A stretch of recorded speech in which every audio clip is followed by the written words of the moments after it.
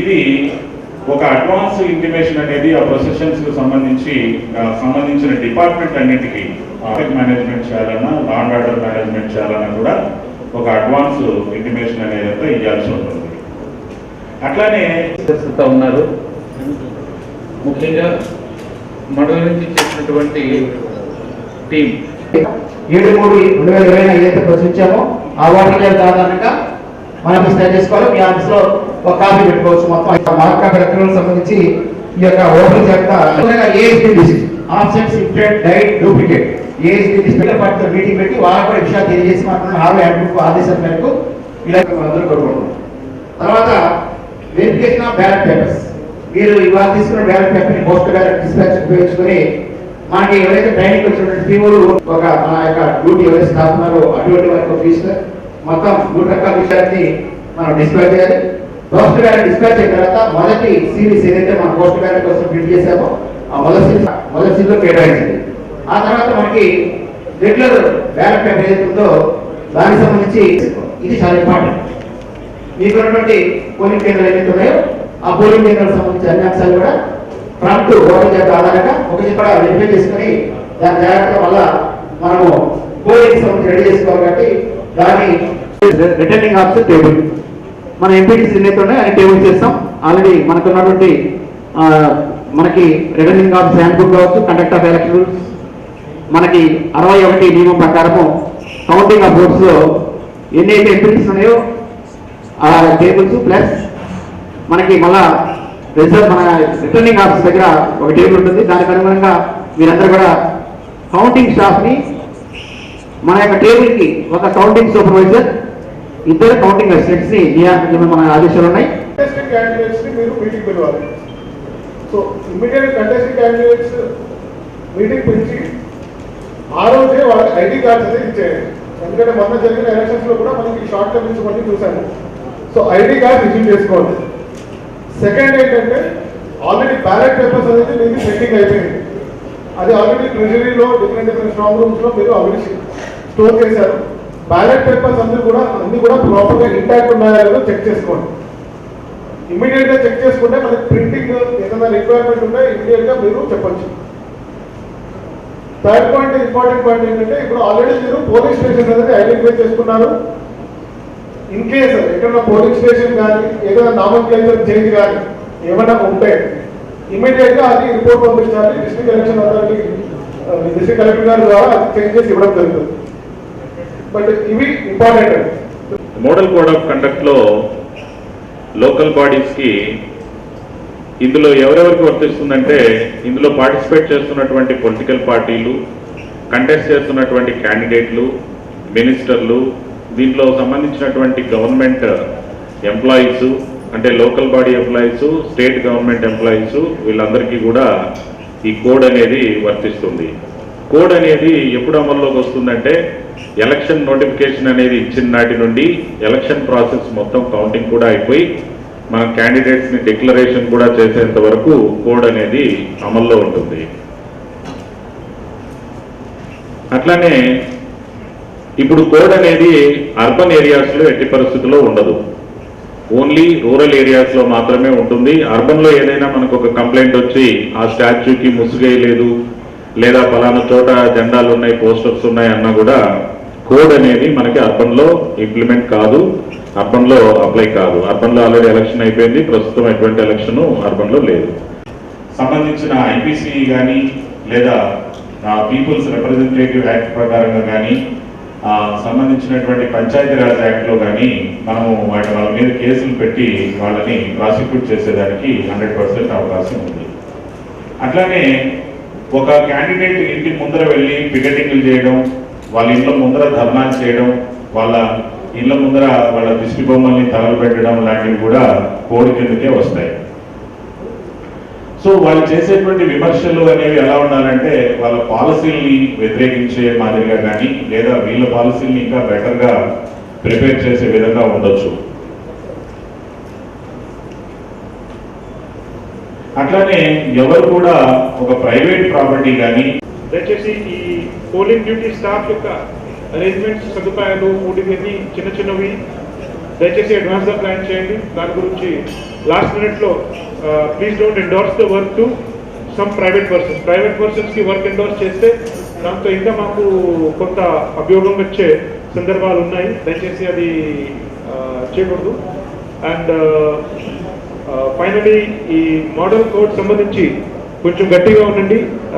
ఏ విషయంలో కూడా క్యాంపెయిన్ విషయంలో, ఎక్స్పెండిచర్ విషయంలో,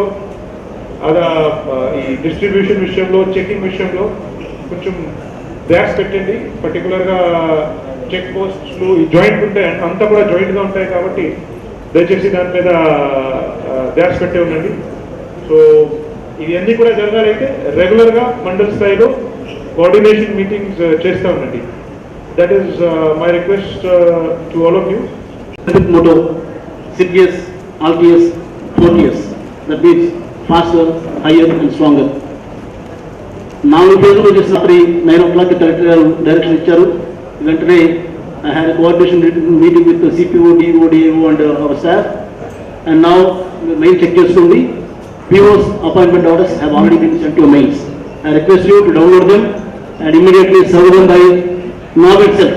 ఎంతమంది ఉంటే అంతమందిని మీ ఆఫీస్ మీరు ఫోన్ చేసి ఆర్ఓస్, ఏఆర్ఓస్, పోలీస్ ఆఫీసర్స్ మధ్యలో ఆగిపోయినటువంటి ఎంపీటీసీ, జెడ్పీటీసీ ఎలక్షన్ ప్రక్రియను ఇప్పుడు మనం మొదలు పెడుతున్నాం. ఒకసారి ఇది రిఫ్రెష్ ప్రోగ్రామ్ చెప్పాలంటే it's not at all reading programme. అప్పుడు last date for withdrawal of candidature దగ్గర ఆగిపోయింది. సో ఇప్పుడు మనం మళ్ళీ దీన్ని అప్పుడు ఎక్కడ ఆగిందో అక్కడి నుంచి మొదలెట్టి కన్క్లూడ్ చేయాలి. సో దీంట్లో first of all human resource deployment అనేది ఎప్పుడు కూడా ఇట్లాంటి టాస్క్లో చాలా ముఖ్యం. సో దానికి సంబంధించి గట్టిగా మనం ప్లాన్ చేశాం. ముఖ్యంగా జిల్లా స్థాయిలో పనిచేస్తున్నటువంటి అధికారులకి, డివిజన్ స్థాయిలో పనిచేస్తున్నటువంటి అధికారులకి నేను కొంత ఓవర్లాపింగ్ లోడ్ ఉంటుంది. అది కొద్దిగా క్లారిఫై చేస్తా. ప్రొసీజర్ అంతా కూడా పుస్తకాల్లో ఉంది, ఆల్రెడీ చెప్పింటారు. ఓకే, మనం అందరం కలిసి ఒక టీమ్ లాగా ఎలా పనిచేయాలి, అట్లాగే కోఆర్డినేషన్ ఎలా మనం ఇన్షూర్ చేయాలి, ఇట్లాంటి విషయాలు. అట్లాగే మనం కొన్ని ఎక్స్ట్రాగా ఎప్పుడు కూడా మనం పుస్తకాల్లో ఉన్నది చదువుకుని దాన్ని ప్రాక్టికల్గా అన్వయించుకొని వీలైనంత వరకు ఎలక్షన్లో యాక్యురసీ స్పీడ్గా చేయాలి పని. అప్పుడు మనకు ఈ నిర్ణయాలు తీసుకున్న దగ్గర ఎక్కడా కూడా ఆలస్యం కూడా అవ్వకూడదు. రిజల్ట్ తెలుసుకోవాలని పోటీ చేసే అభ్యర్థులకి చాలా యాంగ్జైటీగా ఉంటుంది. అందువల్ల మనం ఆ రిజల్ట్ని మనం తొందరగా తేల్చేస్తే ఒక పని అయిపోతుంది. మీరు నాన్సేపలది అక్కడ యాంగ్జైటీ పెరిగిపోయి లేనిపోయిన సమస్యలన్నీ కూడా వస్తాయి. గ్రామ పంచాయతీ ఎలక్షన్ చేసేటప్పుడు కొన్ని మనం చూసాం. సో ఇట్లా చూసినప్పుడు నేను ఒక ప్రొసీడింగ్ జిల్లా స్థాయిలో మీ అందరం ఓవరాల్గా మా కలెక్టర్ గారి ఆధ్వర్యంలో ఎస్పీ గారు కానీ, JC1 కానీ, JC2 కానీ, అట్లాగే మిగతా వాళ్ళందరూ కూడా జిల్లా అధికారులకి వర్టికల్గా కొన్ని యాక్టివిటీస్ ఇవ్వడం జరిగింది. సో ఆ యాక్టివిటీకి సంబంధించి మండలాల్లో మీరందరూ కూడా వాళ్ళతో మాట్లాడుకుని ఏవైనా సందేహాలు ఉంటే నివృత్తి చేసుకుని మీ యొక్క నిర్వహణ ఎన్నికల ప్రక్రియకి సంబంధించి చేయాలి. సో అట్లా చూసినప్పుడు నేను ఇచ్చినటువంటి ఈ ప్రొసీడింగ్లో మరి ఎస్పీ గారు obviously law and order model code of conduct ప్రిడామినెంట్గా, తర్వాత మురళీ గారు JC1 అతను కలెక్టరేట్ నుంచి లా అండ్ ఆర్డర్ యాంగిల్లో కానీ, రెగ్యులేటర్ యాంగిల్లో కానీ సబ్జెక్ట్స్ గవర్నమెంట్ ఇచ్చిన జీవో ప్రకారం కూడా అతనే చూడాలి. కాబట్టి మళ్ళీ ఏవైనా సరే లా అండ్ ఆర్డర్కి సంబంధించి కలెక్టరేట్ నుంచి ఏదైనా కరెస్పాండెన్స్ చేయాలన్నా గవర్నమెంట్తో, లేదా ఎస్పీ గారితో లైజన్ చేసుకోవాలన్నా అవన్నీ కూడా JC గారు ఆధ్వర్యంలో జరుగుతాయి. ముఖ్యంగా implementation of model code of conduct విషయానికి సంబంధించి గతంలో కూడా మరి మురళి ఈ దానికి సంబంధించి డిప్లాయ్మెంట్ ఆఫ్ ఫ్లయింగ్ స్పాట్స్ కానీ, లేదా స్టాటిక్ సర్వేలెన్స్ టీమ్స్ కానీ, ఈవెన్ మైక్రో అబ్జర్వర్స్ కానీ, సో ఇట్లా ఈ లా అండ్ ఆర్డర్ యాంగిల్లో ఆ చర్యలన్నీ కూడా మరి పోలీస్ ఆఫీసర్స్తో కోఆర్డినేట్ చేసుకుని మీకు ఎప్పటికప్పుడు మానిటర్ చేసుకుంటూ మనం ఎలక్షన్ చేసిన దానివల్ల ఇబ్బంది లేకుండా ముందుకు పోగలిగాం. అట్లాగే మరి ఎలక్షన్ పక్కాగా ఇప్పుడు model code of conduct, law and order పక్కన పెడితే ఎలక్షన్ మనం నిర్వహించాలంటే మరి పోలింగ్ స్టేషన్స్ కానీ, ఎలక్ట్రల్ రోల్స్ కానీ, హెచ్ఆర్ కానీ, లేకపోతే పోలింగ్ మెటీరియల్ కానీ ఇవంతా కూడా మరి జేసీ2 ఆధ్వర్యంలో పర్యవేక్షణలో జరుగుతుంది. ఇంకా ఆర్డీఓస్ మరి more or less they are extended arms of the collector.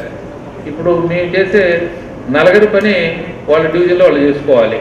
అంటే కలెక్టర్, జేసీలు ఇద్దరు చేసే పని ఆర్డీఓలు వాళ్ళ డివిజన్లో వాళ్ళు చేసుకోవాలి, పోలీస్ ఆఫీసర్స్తో కూడా కోఆర్డినేట్ చేసుకుంటూ.